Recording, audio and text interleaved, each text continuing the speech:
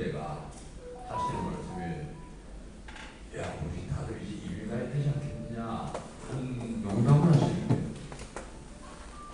이 나라에 엄청난 애정을 갖고 있는 분이 그런 말을 한단 말이에요.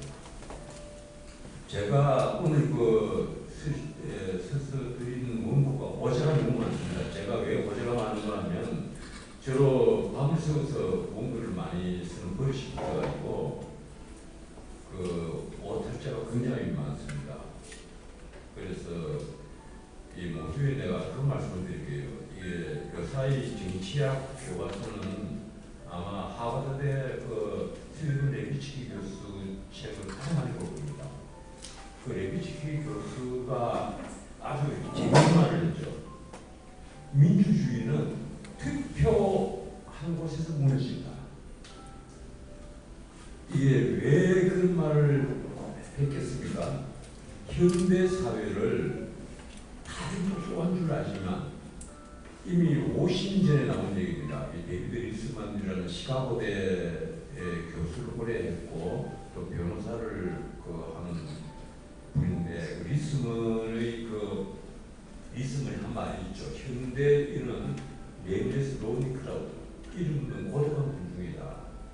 이러니까 이 사람들을 대상으로 선거운동을 할 때는 우리가 전통적으로 알고 있는 그런 선거운동이 이제 많이 없습니다. 이제는 투표는 간성 투표, 이승에 호소하는 투표는 모두 패배합니다. 제가 대한민국 보수를 보면서 참 기가 막히게 합니다. 이거는 이성도 아니고 감성은 더 없고 이성적인 거예요. 철학이 없으니까. 저는 칼 마르크스의 말을 빌려서 빈곤한 철학이라고 표현합니다. 철학이 빈곤하다. 도대체 당신들이 왜 내가 이번에 보수 쪽 사람들을 계속해서 만나고 있습니다. 이 보수를 적응해야 되겠다. 나는 보수주의, 진보주의 이런 걸 좌파가 다 떠났어요. 이 나라의 보수주의를 재건하지 않으면 한국이 미래는 없으니까. 그래서 보수주의를 재건하기 위해서 단히 방법이 없다. 워낙 철학들이 다 빈곤하니까 조선일보는 조선일보의 돌출 광고를 앞으로 한 50분을 내자. 1. 격차를 해소하는 것이 우리 보수의 책임입니다. 그리고 아무도 없이 그것만 딱 쓰고 2. 청년들이 일자리를 만드는 것도 우리 보수의 책임입니다. 이런 식의 정책들을 50개를 계속 쓰자. 그 방법밖에 없는 것 같아요. 지금 이제 보수를 살리는 방법이 내가 조선일보다 부탁을 했어요. 우리가 시작을 하면 값싸게 해주세요. 돌출하고 하는 거. 이럴 정도로 철학이 필요하다. 이 얘기가 가령 투표장에서 민주주의가 무너진다는 게요. 선전 선동에 능한 자들은 포퓰리스트와 결합을 합니다. 지금 이재명 정권 제가 참 오늘 양해 좀 구하겠습니다. 제가 보수노객으로 소문이 나 있어서 그런지 내가 얘기를 하면 특정 정파만 자꾸 그쪽으로 몰아가는 식으로 오해를 하지 마십시오. 저는 정말 순수한 마음에서 제 친구 중에는 정말 좌파들도 많아요. 한데 저도 좌파가 아니라는 얘기까지 들었을 겁니다. 어쨌든 그래서 순수한 마음으로 한 얘기라고만 들어주시면 고맙겠습니다. 이게 지금 이재명 정권이 등장을 하고 나서 가장 요사이 우리나라 지식인들에게서 많이 등장하는 새로운 이름이 하나 있습니다. 그건 뭔지 혹시 아십니까? 그게 아돌프 히틀러예요. 이 히틀러식 통치, 히틀러식 선전선동 이게 계속 다시 무대 위에 오르는 겁니다. 도마 위에 오르는 겁니다. 우리뿐이 아닙니다. 미국도 마찬가지예요. 도널드 트럼프가 집권하고 나서 미국에서 가장 많이 새롭게 지금 조명받고 있는 게 아돌프 히틀러입니다. 심지어 마가 그룹에서는 히틀러를 다시 보자 이 얘기가 나옵니다. 여러분들 제 말 신용이 가지 않으면 당장 인터넷에 검색을 한번 해보세요. 나아가 불구하고 아동비 히틀러를 하면요, 히틀러 재평가 운동이 미국에서 굉장히 심각하게 벌어지고 있어요. 히틀러는 정직했다. 히틀러는 나쁘지 않다.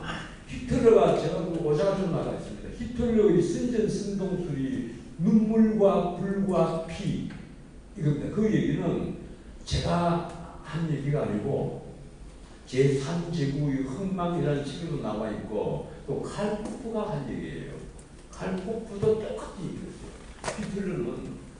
히틀러 시대에 도망을 갔잖아요. 유럽으로 도망을 가면서 그 칼포프가 한 얘기가 있습니다. 지금 대리석으로 되어 있는 저 번듯한 건물에 거미줄이 쳐질 것이다. 두고 가. 그러면서 끝났습니다. 실제 2차 세계대전 베를린에 폐허가 된 장소에서 게벨스하고 히틀러의 마지막 대화는 기록이 남아있죠. 게벨스가 얘기를 하죠. 히틀러에게.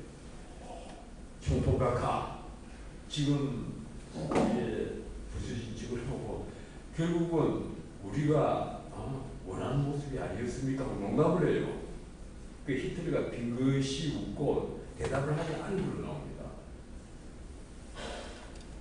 그런데 그 게벨스가 한 말이 있어요. 민주주의를 파괴하는 것은 가장 적확한 방법은 바로 민주주의가 가르치는 방식이다. 무슨 말인가 하면 민주주의의 방식으로 민주주의를 파괴를 한다는 겁니다. 실제 1924년이죠. 미넨폭동이 일어난 게 미넨폭동에서 그 아도프 히틀러가 감옥에 가잖아요. 아도프 히틀러는 하사관 출신인데 그 오스트리아 출신일 겁니다. 그래서 여기서 소녀시대를 그림이라 그리던 그 친구인데 실제 히틀러가 그린 그림이 3점이나 지금 남아있다고 그러죠. 그게 뭐 진짜 히틀러가 그린 그림인지는 모르겠는데 어떻든 히틀러가 1933년에 재입당이 됩니다. 제 기억이 맞다면 270석을 얻었을 거예요. 그때 독일 의회가 600석인데 재밌는 얘기를 하죠. 히틀러가 그 당시에 히틀러 쪽 그냥 독일 사회주의 노동자당인데 그 나치는 뭔가 국가사회주의예요. 국가사회주의 노동자당이란 말이야. 그런데 그냥 국가를 떼버리면 범죄 좌파들인데 히틀러가 가장 싫어한 게 공산당입니다. 그 공산당을 빼고 범좌파가 51%였습니다. 우리는 51%의 75%라. 히틀러가 하는 얘기가 그거예요. 우리 270석인데 근데 힌덴부르크 대통령이 파울 폰 힌덴부르크죠. 이 힌덴부르크 대통령이 참 고집을 갖고 있어요. 내가 죽었으면 죽었지. 히틀러에게 총리 자리를 주지 말아야겠다. 그래서 총리가 3번이나 실각을 당할 때까지 물론 히틀러가 사탕의 공작을 해서 실각을 시킵니다. 실각을 당할 때까지 히틀러는 총리 지명을 못 받아요. 근데 힌덴부르크 한 말이 그 짝이에요. 내가 꼭 쟤를 공직에 내보낸다면 우체국장을 시키고 싶다.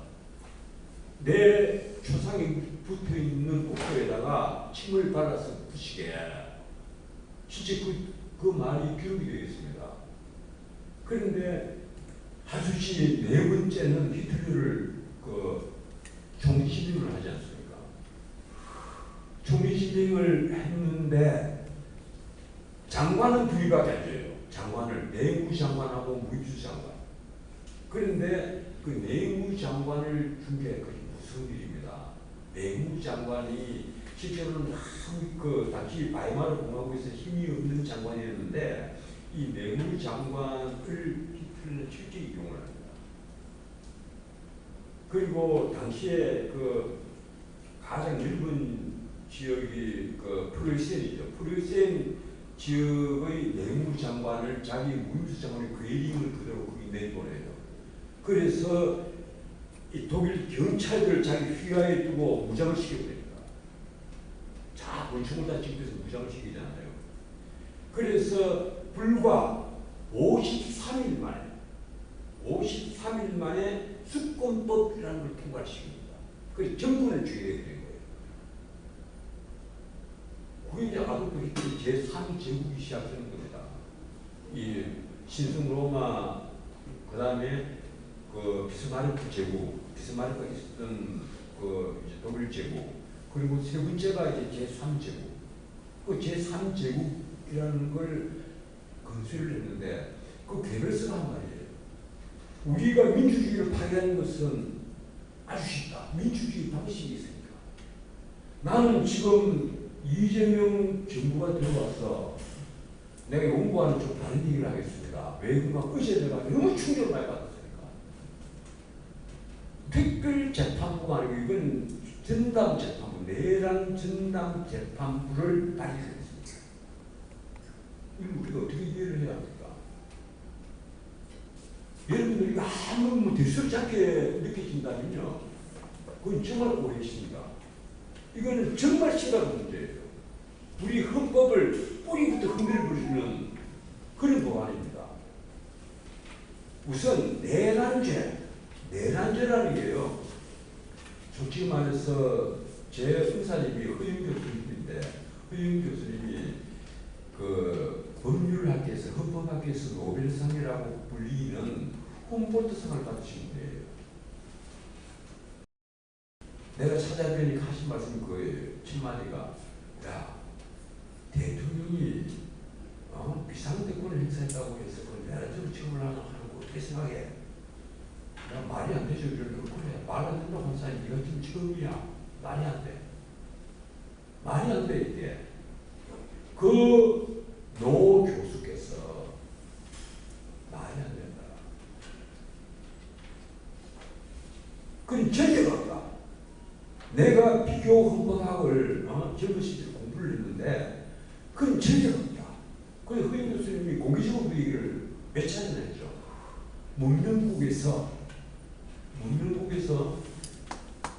대통령이 설령 헌법에 정해진 비상계엄 요건을 충족하지 못했다 하더라도 비상계엄을 선포한 이후로 내란죄로 처벌한 죄가 없다. 그런데 더 기가 막힌 것은 내가 이 공개적으로 방송에서 한 얘기입니다. 공수처장이 자기 수사권이 없잖아요. 내란죄 수사권이 없잖아요. 그런데 내란죄 수사권은 없지만은 직권남용을 수사를 하다 보니까 연관된 범죄로서 내란죄를 수사할 수밖에 없는데, 그래서 체포영장을 오라고 해서 안 오니까 현직 대통령인데 체포영장을 청구한다. 그것도 원래 공수처를 관할하는 서울중앙지방법원이 아닌 서울법원에 청구를 합니다. 아니, 눈 감고 이런 일이 벌어지는데 서울에는 그냥 버스도 다니고 지하철도 다니고 차들이 다니고 사람들이 웃고 들고 커피집에서 커피도 마시고 밥집에는 여전히 손님들이 있고 세상은 그냥 돌아가는 겁니다. 나라의 규칙도 이렇게 빠져나가는 건데, 그리고 지금까지 한두 개 신문을 빼놓으면 이제 어느 신문도 그런 점을 문제점으로 생각하지 않습니다.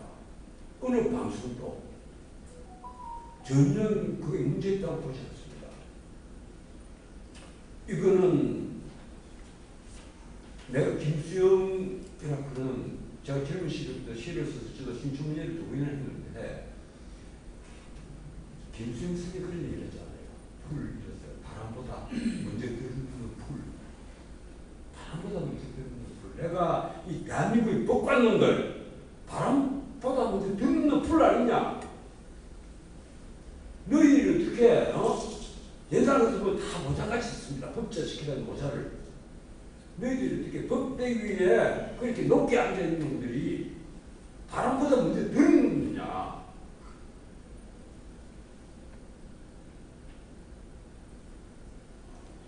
정말 기가 막히는 일이 아닐 수가 없습니다. 그 공수처장이 뭐 다들 이름 아시겠죠? 내가 근데 이름은 얘기하지 않겠습니다. 명예훼손이 될 수 있으니까. 어떻게 자기에게 수사권이 없는데 체포영장을 청구를 한단 말이에요. 그 두 번째 청구를 했죠. 그리고 구속영장은 차모 옆판사에게 청구가 됐습니다. 현직 대통령에 대한 무슨 영향을 몰라고요. 내란죄로. 내란죄 우두머리, 그 옛날로 치는 내란 수개입니다. 내란 수개로 친들어간단 말이에요. 그런데 그 판사가 윤석열을 앞에 앉혀놓고, 참 얘기 한 가지를 먼저 말씀드릴게요. 윤석열 정권 때 아마 저보다 더 심하게 윤석열을 비판한 사람이 없을 겁니다. 나는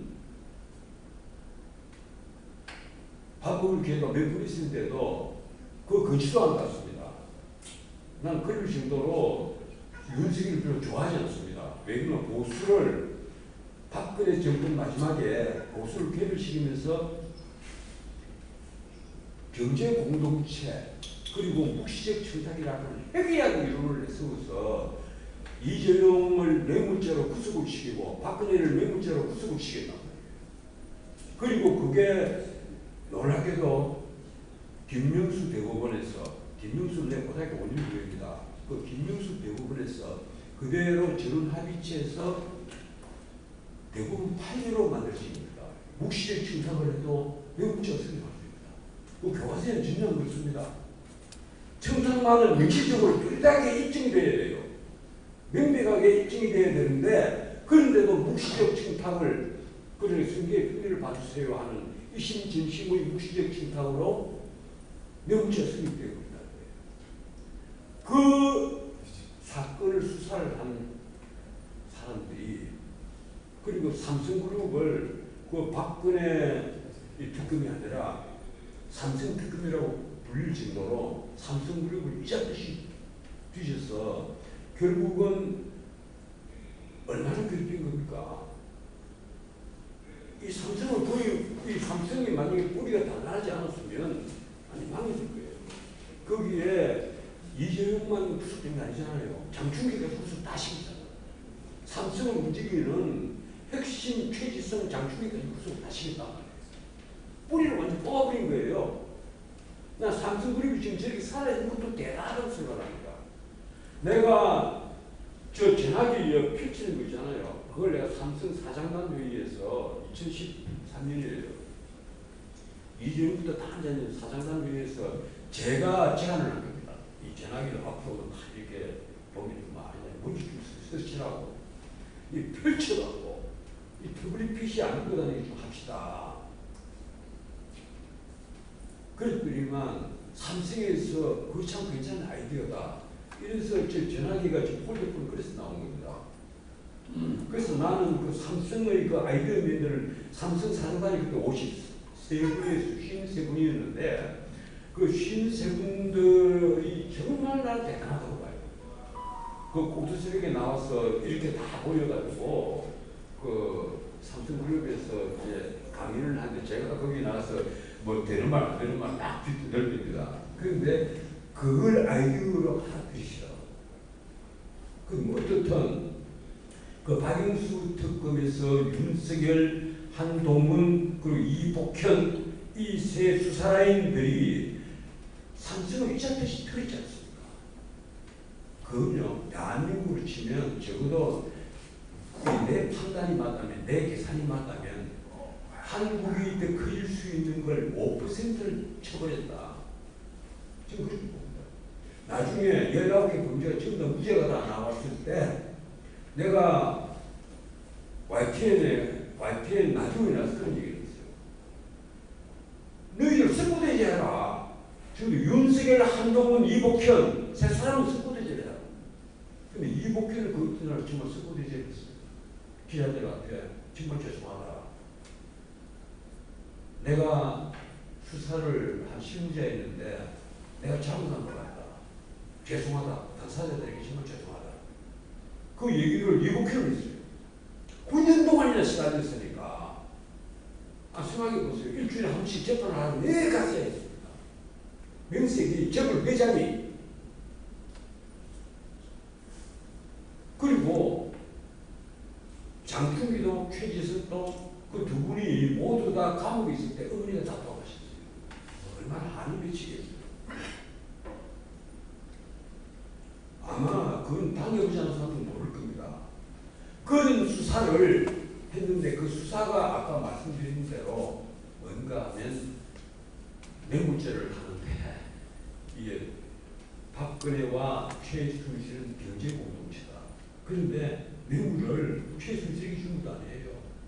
이미 성인이 된 최순실이 딸 정유라에게, 그러니까 박근혜와는 항상 있습니다. 그 정유라가 승마 국가대표였단 말이에요. 그런데 삼성전자가 승마협회를 관장하는 회장사예요. 그 삼성전자의 박상진 사장 명의로 훈련용 말을 유럽에서 임대를 해서 빌려준 거예요. 그 임대료가 뇌물이라는 겁니다. 그래서 경제 공동체인 최순실에게 뇌물을 줬다. 최순실이 딸에게 준 거니까 최순실에게 준 거와 마찬가지다. 그러면 청사가 뭐냐? 박근혜와 독대를 했는데 성계의 편의를 봐주십시오 하는 묵시적 청사가 있다. 여러분 어떻게 생각합니까? 내가 가지고 있는 헌법 지식하고는 전혀 동떨어지고 말도 안 되는 얘기예요. 그런데 우리나라 지식인들 전부 고개 끄덕끄덕거리고 배부분해서 판례로 통일이 됐습니다. 아마 대립국계 계통에 독일, 프랑스, 일본에서도 이 뇌물죄 판례 전면 처음 보는 내용일 겁니다. 어떻든 그래서 나는 윤석열을 별로 좋아하지 않습니다. 자기가 힘을 가졌을 때 자기가 갖고 있는 칼을 정의롭게 사용하지 않고 부정의하게 사용을 했다면 나는 그 사람을 절대 좋게 안 합니다. 내가 비록 대통령 선거 때 유시민과 같이 KBS에서 중시한 수다를 그 육회적으로 정부를 다니시켰단 말이에요. 그게 아마 뭐 선거에 상당히 영향을 미치겠죠. 나는 윤석열을 지지했고 유시민을 이재명을 지지했고 비록 선거 때는 내가 그랬어요. 난 공개적으로 얘기를 했습니다. 나는 최악을 버리고 최악을 선택하려고 하겠다. 근데 공개적으로 한 말입니다. 내가 윤석열을 지지하는 것이 아니라 하지만 최악을 버리고 난 최악을 선택합니다. 아마 저하고 이재명과 옛날에 토론하는 걸 지금 인터넷에 찾아보면 꽤 많이 있을 겁니다. 나는 내가 이재명을 인간적으로 싫어하는 게 아니에요. 이재명은 대통령을 하기에는 지식이 부족하다고 믿기 때문에. 그래서 내가 반대를 했던 겁니다. 어쨌든 그 이재명은 놀랍게도 대통령이 되고 나서 내가 그 사이 방송에서 잘 얘기를 합니다. 적어도 지금 이재명 정권은 대통령이 급소를 합니다. 보수 정권이 과거에 전혀 모르고 있던 대중의 급소가 무엇인지를 이재명 정권을 알아요. 심지어 진보정파 정권이 문재인도 제대로 몰랐다. 그런데 이재명은 알아요. 난 놀랐다라고 얘기했어요. 충격적이다. 이 정권 어쩌면 그 요사이 가끔가다 그런 얘기 나오잖아요. 이번에 국정과제 1호가 기울이다 이러니까 그 대통령 연임제 얘기 나오니까 혹시 이재명이 장기 집권하는 거 아니냐? 그리고 물었죠. 근데 이재명이 그 답을 한글로는 알고 있습니다. 아니 그 1회 한해서 연임한다 이러면 되지 않겠어요? 그 말은 자기 자신이 적어도 8년을 하고 싶다는 그런 걸 언뜻 비치는 걸로 저는 알고 있습니다. 근데 뭐 그렇지 않을지는 지켜봐야 되겠습니다만 지금 헌법 128조는 민국이 못을 딱 박아놨죠. 이 헌법을 연임제로 바꾸든지 하는 것은 이 헌법을 바꿀 때의 대통령에게는 해당되지 않는다. 못을 딱 박아놨어요. 그러니까 이 헌법대로 하면 개헌을 하고 나서 이재명은 연임을 못 하겠죠. 어쨌든 내가 대중의 급수가 뭔가를 말씀드리면 아마 여러분 고개를 끄덕끄덕거릴 겁니다. 첫 번째, 대통령이 이재명에 대한 지지도가 쭉 내려오다가 3주 전에 착 올라가요. 2주 동안. 왜 올라간지 아십니까? 그게 개혁에서는 아주 구차한 얘기를 합니다. 이 권력을 겁을 내는지 뭐라고 얘기하는 거 하면 밑에 신문에 대통령을 이재명 정권을 지지한 이유가 무엇이냐? 1. 외교사였어. 외교 잘해서가 아마 18%가 나왔을 거예요. 그때 외교를 잘했어. 한미 정상회담을 두고 외교를 잘했다고 생각합니까? 여러분 한미 정상회담 백악관에 갔을 때 폴란드 대통령이 갔을 때는요 위에 미국이 자랑하는 최신의 전투기를 하늘에 띄우면서 백악관 상공에 띄우면서 에어쇼를 부렸습니다. 그러면서 밑에 트럼프가 그 거구가 폴란드 대통령이 나와서 지금 보라고 다시 보니까 내가 이렇게 비까지 띄웠어요. 그렇게 자랑해요. 그런데 이재명이 갔을 때 어떻게 했습니까? 아무도 없었죠. 심지어 비공개 회의 이후에 바깥에 나올 때 어떤 합의도 없이 바깥에 나왔는데 다들 아시겠지만 누가 배웅을 했습니까? 트럼프도 배웅하지 않았고 벤스도 배웅하지 않았고 그리고 심지어 비서실장도 배웅하지 않았습니다. 이름조차 모르는 여성 하위 공무원이 배웅을 했어요. 그건요 백악관에서 아마 전례가 없는 일일 겁니다. 아무리 실무 방문이지만 적어도 세계 G10 정도에 이르는 대한민국의 국가 원수가 가는데 그 장시간 회담 1차 회담, 2차 회담을 하고 어떤 결론도 못 내렸다고 합시다. 그래서 떠나는데 트럼프가 이 나쁜 놈이 기회를 내도 증거 문제가 있지. 부통령도 아니고 비서실장도 아니고 적어도 비서실장은 내보내야 되지 않습니까? 그런데 이름도 모르는 하위 공무원이 나가서 문도 안 열어줘요. 그냥 문을 타고 가시라고 그냥 서 있어요. 그러니까 이재명 민폐 뭐 다른 수행물이 문을 열어주고 타고 그냥 초라하게 떠났습니다. 나는 그걸 보고 정말 이게 트럼프는 저는 내 반미 감정을 절대 안 가지는데 역사 자꾸 지나가는데 한 말씀만 더 드릴게요. 옆으로 지나가는 말. 이 폴 존슨이 쓴 모든 타임스 책을 보면 그 기준이 나올 겁니다. 그래서 내가 연관되는 서적을 다 찾아서 읽어봤는데 맞아요. 뭔가 하면 얄타 회담 때 그게 1945년이잖아요. 얄타 회담 때 얄타에 그 모이게 스탈린, 프랭클린 루스벨트 그리고 윈스턴 처칠을 모였습니다. 세 분이 모였는데 처칠이 나중에 고백을 해요. 자기가 모르게 에세이에 써요. 나는 그때 너무 정신이 없는 일이 아니었습니다. 뭔가 하면 뉴질랜드하고 오스트레일리아가 자꾸 영연방에서 나가겠다, 독립하겠다. 그러니까 적어도 내 제임시에 이 친구들이 나가면 안 된단 말이에요. 그래서 루스벨트에게 애원을 해야 될 입장이다. 루스벨트가 영향력이 있으니까 당신이 저 둘 좀 입 좀 막아달라. 사실 그 로비를 하고 있었다. 그런데 스탈린이 뒷방에 가서 프랭클린 루스벨트를 지쳐도 부자리고 쓰는 루스벨트를 뒷방으로 들고 가더니만 뭐가 손닥거리고 있었는데 그게 뭔가 하면 8월 쭉까지 소련이 USSR이 태평양 전쟁에 개입을 하면 선을 쫙 그어서 이렇게 다 달라. 그 선이 어디로 가는가 하면 대한민국 한반도를 38선을 쫙 그어놔.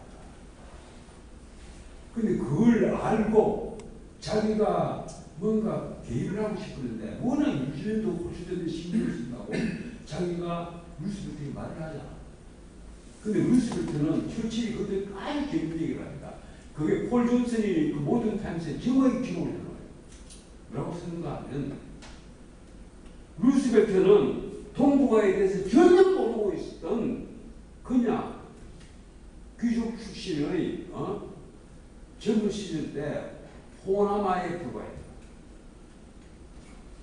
동북아에 대해서 어느 정도로 몰랐는가 하면 오로지 중국만 알고 있었고 송미령이라는 여자만 알고 있었다. 그래서 백악관에 송미령만 무상수입을 했고 나머지는 전혀 몰랐다.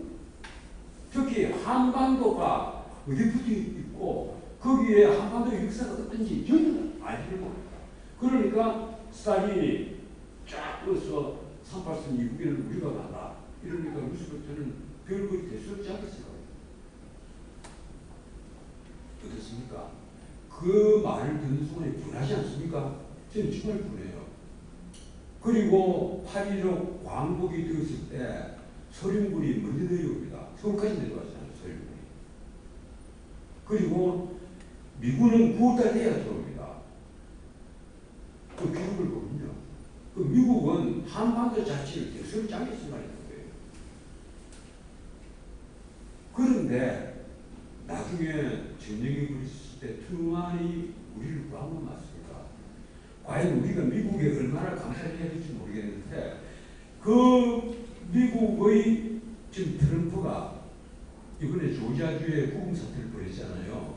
이러니까 우리 국민 감정이 폭발을 해버리니까 미국에서 지금 갑자기 이제 이상한 소리를 한단 말이에요.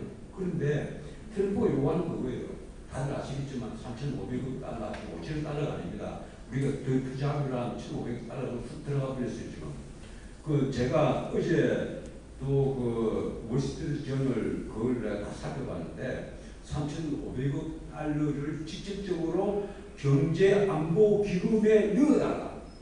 트럼프가 기준력을 요구하는 겁니다. 현찰을 받았다는 거예요. 그 우리가 지금 현재 갖고 있는 외환이 얼마입니까? 4,100억 달러에 구간 4,160억 달러 될 거예요. 지난달 한 60억 달러, 이번 달에 조금 줄 겁니다. 제가 알고 있는 것은. 제가 오는 자료가 한국은행 자료, 그 다음에 기재부에서 분기별로 오는 자료, 그 통계청 자료 가끔가다 보내주는데 다 틀려요, 자료가. 숫자가 안 맞습니다. 여러분들, 여기에 경제학 하시는 분들 아시겠지만, 한은 통계하고 통계청 자료가 틀려요. 수치가 완전히 안 맞습니다. 어제 신문 입지에다 놨죠? 우리나라 국가 채무, 얼마입니까? 1212조. 지난 3월 말. 근데 그 통계는 한은 통계하고 완전히 동떨어진 통계입니다. 나는 도대체 이 나라에 이 봉급을 엄청나게 받으면서 고급 관료로 있는 자들이 한은 기재부 통계청 이런 데 있는 자들이 서로 통계를 못 맞추고 있단 말이에요. 서로. 이게 말은 나라인지 모르겠어요. 이러니까 문재인 시대 때 국가 통계를 조작을 해버리지. 국가 통계를 노골적으로 조작했잖아요. 이거요. 어떤 문제를 보십니까? 만약에 이런 국가 통계를 노골적으로 이렇게 조작을 했다면 미국이나 영국이나 독일, 프랑스 같은 선진 민주 중에서는 아마 종신형에 취해서 영원히 못 나올 겁니다. 국가원사에 살배를 했다. 그리고 중국이나 러시아 같은 데서는 100% 총살이입니다. 그런데 국가 통계를 조작했고 통계 조작한 이유가 있습니다. 소득주도 성장이라는 거. 홍모가 아이디어를 내고 그리고 당시에 그 서울상대 출신 김상조부터 시작해서 그리고 경영학과 출신 앞에 참 이 경영학과 출신이 정치실장을 한다는 것도 그 고민입니다. 어떻든 그런 사람들이 다 이루어지는데 이게 60세 이상 되는 노인들에게 열심히 알바 일자리 만들어주고 국가 재정을 허물어서 이전 지출이죠. 아무리 때까지 돈을 막 풀어서 돈을 살포를 하면 이 경향신문 같은 좌파 신문에도 그런 만평이 실렸습니다. 거기에서 돈을 살포하는 만화가 나왔어요. 그리고 돈을 막 풀이되면 빈곤층의 소득이 올라가고 그러면 소비가 막 늘어나고 이른바 현재 승수이론이죠. 그 돈이 또 회전이 막 돼서 결국은 국가의 GDP가 올라갑니다. 그 맞다고 생각합니까? 그게 안 된단 말이에요. 오히려 빈부격차는 더 커지고 하위직의 소득은 더 줄어들었습니다. 왜 그런가 하면 최저임금을 급격히 인상을 시키니까 자영업자들이 다 주급판이잖아요. 알바하는 아이들이 본 것보다 자영업자가 돈을 더 못 푼단 말이에요. 이러니까 편의점이 밤 12시에 문을 닫고 가게들은 식당이 커피숍이나 가게들은 밤 9시 되면 문을 다 닫아버린 거예요. 지금도 그렇습니다. 작년 11월 12월에요. 우리나라 그 자영업들이 적게 보면 650만, 많게 보면 800만이거든요. 자, 우리 같은 변호사들도 자영업을 치면 뭐 거의 한 800만 가까이 됩니다.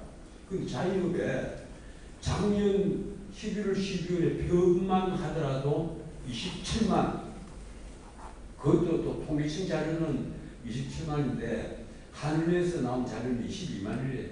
22만. 그것도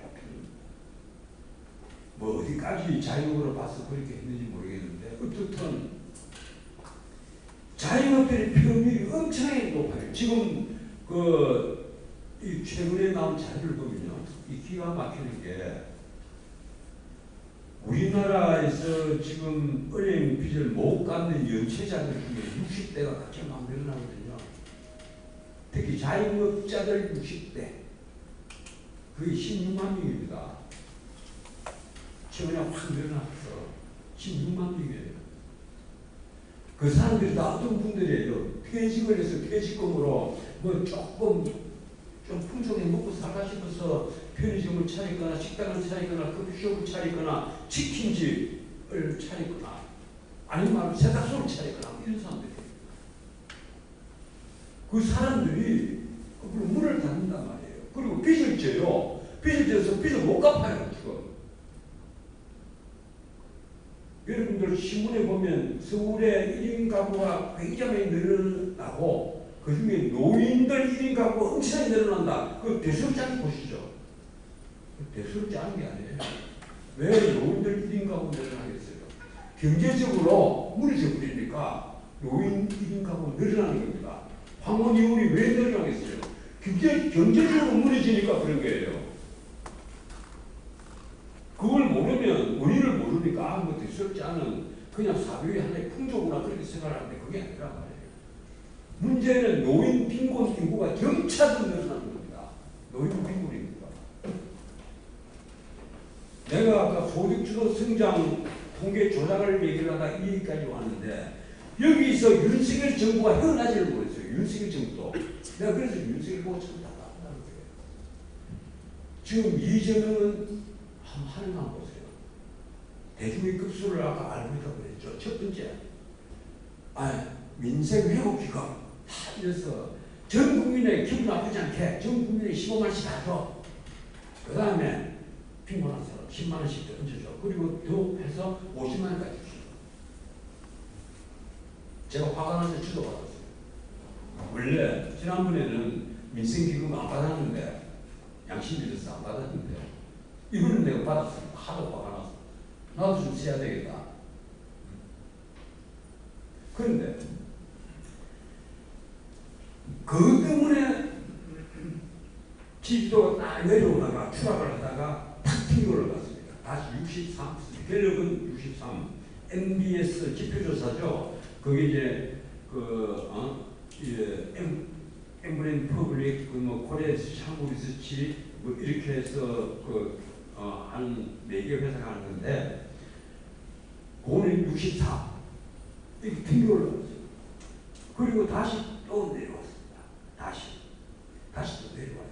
그게 일승이란 말이에요. 그런데 한번 이재명 대통령이 어제 여러분 뉴스 보셨죠? 오늘 아침 신문에 일제히가 실려있는데 그 일면에 다른 신문이 4개가 있습니다. 오늘 지금 내가 본 신문 7개 중에 일면에 다른 게 뭔가 하면 청년들 일자리. 이재명 대통령이 이틀 전에 얘기를 했습니다. 야, 대기업들, 우리 청년들 지금 어렵잖아요. 일자리 좀 만들어주세요. 이재명이 아마 청년들이 얼마나 어려운지 알고 있는지 진짜 알고 있는지 모르겠어요. 내하고 토론을 하는데 엄청 물어보겠는데 지금 청년들 지방 실업률이 얼마인지 아십니까? 현재 실업률 얼마인지 아십니까? 실업률 찾아보면요. 인터넷에 검색해보면 당장 나오면 얼마 안 돼요. 그런데 실제 지방 실업률, 그 확장 실업률이라고 그러죠. 그 제 판단이 맞다면 27%가 넘습니다. 그리고 더 놀랍게도 우리나라는 실업률 조사가 이렇습니다. 뭐 다들 아시겠지만 제가 나이도 어린 것이 좀 건강을 한번 들어볼게요. 우리나라는 실업률 조사하는 게 유럽과는 다릅니다. 미국과는 같은 식이에요. 한 달 계속 직업을 챙겨보려고 노력을 하는데 1시간도 일을 못하면 실업자에 들어갑니다. 그 미국식이에요. 한 달 깨도록 난 뭐 일을 하고 싶다. 뭐 이래서 일자리를 구하는 막 출산했는데 1시간도 일을 못했다. 그러면 이제 실업자가 되는 거예요. 그래서 실비율 조사를 하거든요. 그런데 여기에는 우선 아직은 부모에 빠지는 게 뭐가 하면 그냥 휴성 빠집니다. 부모에서. 그런데 이게요, 최근에 그래프를 쫙 보면 이렇게 가다가 쫙 이렇게 올라가요. 이게 이재명 정권 들어오고 나서 갑자기 쫙 튕겨 올라가요. 나 이게 이 현상이 왜 일어날까? 저도 지금 분석을 제대로 못하고 있는데, 그런데 그 숫자가요, 2030에서 30이 얼마인가 하면 한 30만 5천 명 정도. 지난 7월입니다. 8월 통계는 아직 안 나왔어요. 7월 통계가 통계청 자료하고 한국 통계도 거의 비슷해요. 30만 9천. 그리고 20대는 42만 8천인가 뭐 아마 그럴 겁니다. 엄청난 숫자입니다.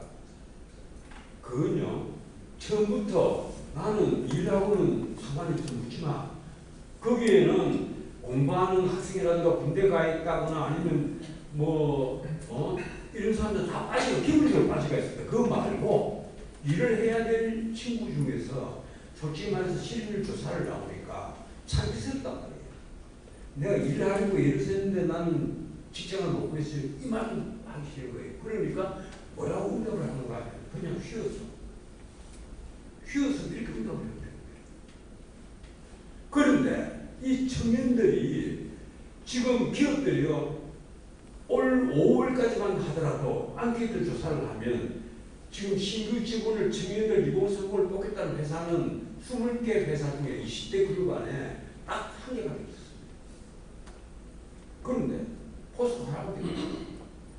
삼성도 그때는 언급을 안 했습니다. 그런데 이재명 대통령이 일자리 좀 만들어 주세요 하니까, 원래 미국 같으면 내가 자주 과거에 윤석열 정부 때 자주 한 얘기거든요. 제발 비즈니스를 한번 좀 해라.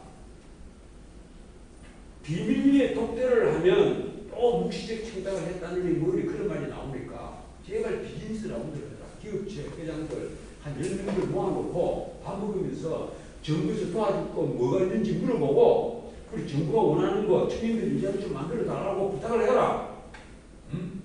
노동 친화적 기업이 사실 우리나라에 별로 없습니다. 조선소 밖에. 그런데 좀 해라. 지금 이재명 대통령이 했다고 했잖아요. 이렇게 했어요. 내 말을 들었으면 시켰어요. 하니까 삼성이 뭡니까? 한 해에 12,000명씩 앞으로 5년 동안 6만 명을 뽑겠습니다. 삼성이 제일 먼저 치고 나가죠. 그 다음에 두 번째 치고 나가는 게 현대차는 사실 치고 나갈 입장이 못 됩니다.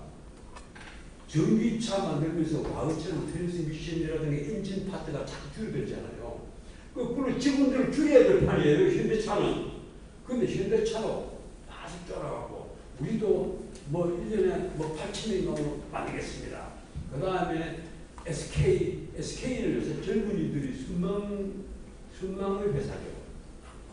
뭔가 하면 SK 하이닉스가 옛날 현대 하이닉스잖아요. 우리 아버지가 거기 처음에 살아계실 때 때론을 집어넣고 완전 휴지를 만들어버린 거예요. 현대가 휴지를 만들었잖아요. 그래서 그 현대 하이닉스에 투자했던 사람들을 지금 거지로 만들어 놓았는데, 그게 정부에서 엄청난 돈을 들여서 다시 회사를 살려가지고 SK에 불안을 줬죠.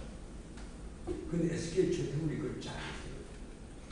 지금 HBM 5대 폭 메모리라는 AI 인공지능에 들어가는 이 반도체를 만들어내는 바람에 전 세계에서 지금 SK 하이닉스는 독보적인 존재가 되어 있습니다. 재밌는 이런 하나만 말씀드릴게요. 미국에서 경제학을 공부하신 세 분 원로 교수가 한국에게 진지하게 충고했습니다. 한국 너희들 무기 있지 않느냐. 트럼프에게 굴복하지 마. 무기를 휘둘러.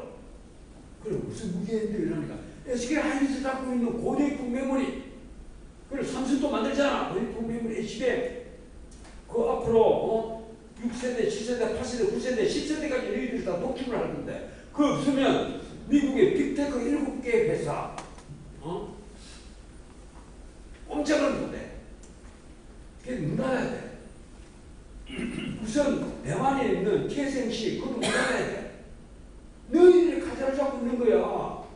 왜 그러면 너희들이 굽신데 그 못 팔아서 날린 것이 그렇게 자꾸 굽신다는 거야. 그러지 마. 너희들이 그럼 간단히 실험해봐. 제수랑 불러봐. 이제는 우리가 제수랑 만나러 가겠다. 제수랑이 들어와 불러봐. 당장 쫓아와. 실제 그랬어.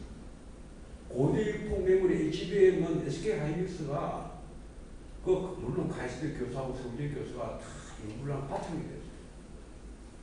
그게 반도체를 적층으로 쫙 쌓아가는 그 사이에 들어가는 접착제 기술도 한국이 덮을 수 있고 그거 까마서 못 만들어요. 만들 수가 없단 말이에요. 그리고 그 없이면 인공지능 AI를 못 만들어내요. 이제는 인공지능 시대거든요. 자동차부터 컴퓨터까지 PC까지 전부 다 인공지능입니다. 이 전화기도 인공지능이에요. 지금 전화기가 보세요. 다 인공지능이잖아요. 아마 여러분들이 인공지능을 잘 이용을 못하시니까 어느 정도를 틀려야 할지 몰라서 그렇습니다. 저는 시를 쓰잖아요. 내가 시를 요번에 그 시 잡지에 2편을 발표를 했는데 시를 쓰고 원고를 딱 해주면서 추구 한번 해봐. 이랬더니만 이건 맞춤법에 맞지 않는 부분이 2개가 있습니다. 나오더라고. 내가 의도적으로 일부러 전책적 표현을 한 부분이 있어요. 정말 무섭다는 생각을 했습니다. 어떻든 이 HBM 같은 무기가 있으니까 그걸 무기로 쓰라 이렇게 얘기를 하는 겁니다. 그런데 이재명이 얼마나 무서운가 하면 이 청년들이 이 자리를 안단 말이에요. 비즈니스 사원들을. 이 대중이 급수를 하는 거예요. 그 세 번째 뭡니까? 세 번째 급수가 지금 다들 아시죠? 바로 300특급입니다. 이 정권이 출범하고 나서 바로 이튿날 300특검을 국회를 통과를 시켜버렸습니다. 난 무섭다는 생각을 했어요. 적어도 나는 한 달쯤 지나서 할 줄 알았습니다. 한 달은 지나서 하느냐. 바로 이튿날 하더라고요. 그리고 한번 생각해 보세요. 박영수 특검에도 검사가 13명인가 밖에 안 됐을 겁니다. 제 기억이 맞다면. 그런데 검사가 120명이에요. 지금 3대 특검에 검사가 120명인데 가장 황당한 것이 난 최상병 특검이라고 생각합니다. 최혜병 특검. 그건 무슨 특검이에요? 윤석열이가 경고했다 안 했다. 그 청탁했다 안 했다. 고의에 오고 그 안에 무슨 검사가 40명이 필요해요. 검사 하나면 충분하지. 불러서 그냥 앉혀놓고 한 3시간만 줘주면 다 정답 나오는 거죠. 그런데 그런 걸 특검을 하고 잡혀요. 뭔지 알아요? 왜 특검하지 않습니까? 대중은 한때 권력을 가졌던 윤석열, 김건희가 마치 루이 16세와 마리 앙투아네트처럼 콩쿠르 광장에 올라가서 단두에서 목이 잘리는 걸 보고 싶어 한다고 해요. 그 피를 보고 싶어 한다고 해요. 정확히 이 정권은 그걸 알고 있습니다. 무섭지 않습니까? 지금 가령 내란 특검, 아직 내란 그 법원에서 주기현 부장판사도 아직 내란이면 소리도 안 하는데 왜 너희들이 만들어 내란 특검이라고 하느냐? 이 말 하는 사람이 있어요. 신문에 누가 왜 내란 특검이라고 이름 붙였느냐고 따지는 사람 봤습니까? 없습니다. 방송에 없습니다. 대한민국 지식인들이 줄을 서면 광장 가득이 있을 건데 어느 지식인도 왜 내란 특검입니까? 하고 따지질 않아요. 난 정말 이해를 못합니다. 이 대한민국을 이해를 못합니다. 그래서 나는 우리나라의 우리나라 지식인들, 언론인들, 교수들, 법조인들, 이 지식인들부터 우리 사회에 양식 있는 분들이 이미 난 가치 기준을 잃어버렸다고 생각해요. 이런 나라가 어떻게 건강하게 살아가겠습니까? 대한민국 미래가 있다고 봅니까? 저는요, 모르겠습니다. 앞으로 훌륭한 새로운 지도자가 나타나서 격차를 줄여나가고, 그리고 정말 청년들에게 미래 비전을 보여주고, 지금 국가 정보가 얼마인지 아세요? 올 연말 되면 1,302조가 됩니다. 이게요, 기준 연도를 바꾸지 않았으면 벌써 GDP의 50%를 넘었습니다. 지난 3월달에 4%예요. 근데 기준 연도를 바꿔버렸단 말이에요. 그래서 지금 48%로 낮춰놨어요. 나는 지금 이 정권이 앞으로 관리재정 수지 계획 좀 한번 보세요. 앞으로 이 정권 마치는 5년 동안 한 해 평균 121조의 국가 청구가 늘어난다. 딱 잡혀졌습니다. 한 해, 근데 신문에 조선일 보도, 동아일 보도, 뭐 백조 정도가 아니에요. 이 한원에서 나온 자료가 딱 나와 있지 않습니까? 121조 평균. 그러면 5년 뒤에 어떻게 되겠어요? 5년 뒤에요. 무디서 S&P 피치 중에서 피치가 우리에게 제일 직대적이니까 제일 먼저 우리를 어쩌면 BBB 정도로 낮춰버릴 겁니다. A에서 싹 빼버려가지고. 그렇게 되는 거 어떻게 되겠어요? 아마 삼성그룹 해외로 이전할 가능성도 있습니다. 우리 본사 옮길 거야. 한국에서 더 못 버티겠어. 나는 칼 포프가 열린 사회가 그 직들을 서로 그 뉴질랜드 갔다고 생각을 하잖아요. 그 사람이 떠나기 전에 한 유명한 말이 있잖아요. 나는 이 아도프 히틀러 정권에 독일 아도프 히틀러가 얼마나 친기업적인지 모르시죠? 정권을 잡았을 때 정말 친기업적이었습니다. 여러분들 기업 활동 다 보장입니다. 열심히 하나. 정부 엄청 밀어줍니다. 그런데 이 현관에 반드시 거미줄이 칠 것이다. 그리고 실제 거미줄이 쳐졌습니다. 나는 지금 걱정하는 것이요. 우리 사회가 이미 가치 기준 판단을 잃어버렸다. 이걸 바로 세우려면 보수가 제공되지 않으면 안 된다. 그런데 장동혁이가 내일 모레 어디서 지금 규탄 대회를 하니까 배국사잖아요.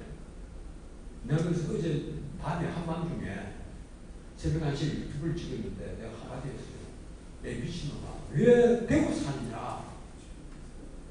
서울 광화문에서 활동을 해도 별도 말끔한데 배국사하고 뭐 대전사하고 부산에 내리니까 다시 서울 올라온다고? 지금 네 대선 운동하는 거냐? 제정신이 없는 친구들이에요. 뭐가 뭔지를 모른단 말이에요. 전부 겁이 날 거 아니에요.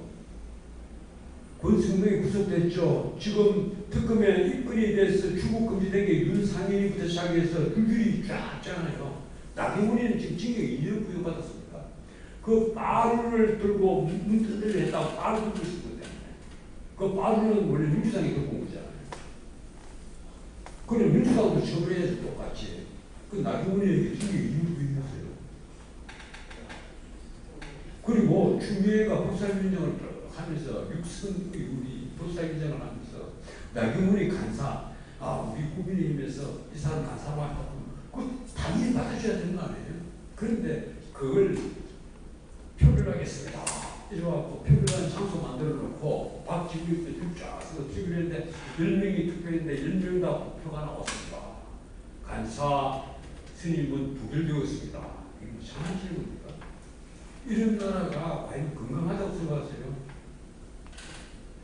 저는 내가 오늘 여러 어른들에게 감히 말씀을 드리자면 제가 요사이 자주 농담을 합니다. 제 유튜브 방송 이름이 망명방송이거든요. 이게 진짜 망명한다. 왜그러 전 세계 사회주의가 가장 잘 되어 있다는 아프리카 짐바브웨. 아니 아프리카 짐바브웨에 가면요. 진짜 가난하니까 사회주의가 그렇게 잘 되어 있대요. 그 집 마당에서 저 밖에 어슬그림 지나가는 사자가 보인답니다. 돈을 30원만 두고 가면 명예 주장자를 준대요. 그래서 집 팔고 다 팔아갖고 짐바브웨로 갈까 하고 내가 농담을 하는데 제 친구들에게. 저는 솔직히 말해서 아이가 없거든요. 그래서 큰 두려움은 없어요. 뭐 내 아내와 같이 충분히 살다가 때가 돼서 떠나면 되니까 그만인데, 나는 지금 내 제자들 그리고 지금 한참 자라고 있는 2030 애들 보면 지금 기가 막혀요. 이 친구들이 앞으로 내 나이 되면 대한민국이 어떻게 될까? 한국이 문자 그대로 중진국의 함정에 다시 선진국에 딱 걸려 올라가려다가 우리는 다들 지금 선진국 된 줄 알잖아요. 그래서 다시 미끄러지고 중진국의 함정에 딱 빠져서 다시 깨어나지 못하는 그런 수도 있지 않을까? 한국에 만약에 삼성, SK, 현대차, LG 이 네 개가 빠져나가 버리면 어떻게 되겠어요? 그러면 나는 한국은 문자 그대로 내일이란 생각을 합니다.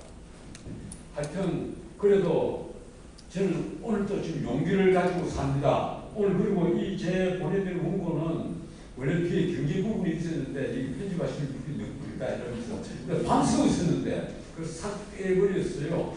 뭐 어떻든 그 내용은 거기가 빈부격차 너무 커지고 있고, 그리고 우리가 이 격차를 줄이는 걸 먼저 신경 쓰지 않으면 정말 어려워진다. 이 격차를 줄이고 그리고 우리가 해소하지 않으면요 사회 가치는 줄일 방법이 없습니다. 내가 우리나라에서 보수주의자라고 자랑하는 애들이 늘 하는 얘기가 그겁니다. 네가 보수주의자 같으면 빈곤층 숫자부터 해야 돼. 그렇지 않으면 너희 절대 국회의원도 못되고 너희 당이 직국만 한다. 진짜 그렇습니다. 긴 얘기 들으셔서 고맙습니다.